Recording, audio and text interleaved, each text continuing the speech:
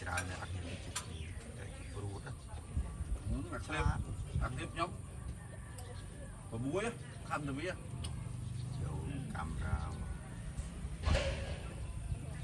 បាយកង់ទីទៅឡើងទៅឲ្យផុក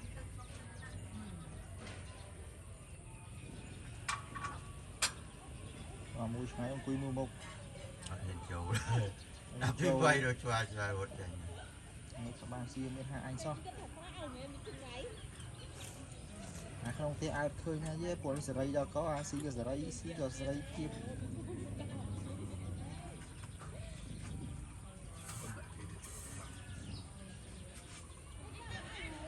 គេថាវិញ